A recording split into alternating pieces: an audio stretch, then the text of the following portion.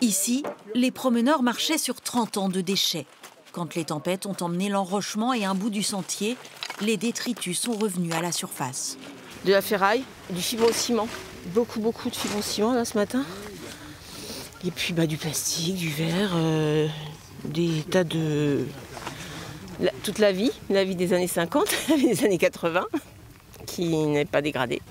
Avant les grandes marées, l'urgence était de ramasser les détritus déjà tombés qui, dès les premières vagues, allaient être emportés dans l'estuaire. Tout ce qui est intégré dans les strates, on ne peut pas les enlever. Donc ça, on fait le minimum, effectivement. On fait en priorité ce qui est roulant, effectivement, sur la plage.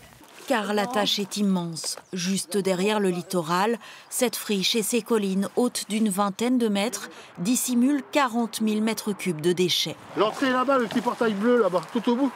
Tout ça, c'est de la jaille.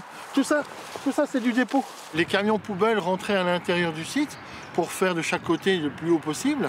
Et puis c'était tassé avec un gros bulldozer. Ils tassaient après avec ces grosses chenilles. Et après, ils mettaient un petit peu de terre. Mais souvent, il y avait beaucoup de brûlots, beaucoup de feux qu'ils allumaient pour faire baisser le volume. Bien consciente de l'urgence, la ville est aussi démunie devant l'ampleur de cette décharge au milieu d'un espace naturel protégé. Une étude a été commandée pour voir quelles solutions peuvent être envisagées.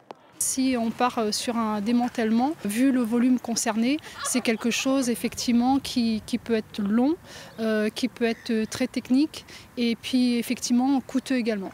Pour éviter une pollution massive, la ville espère un soutien financier de l'État à la hauteur de ce défi majeur. En attendant, des devis sont en cours pour des travaux d'urgence prévus pour le printemps.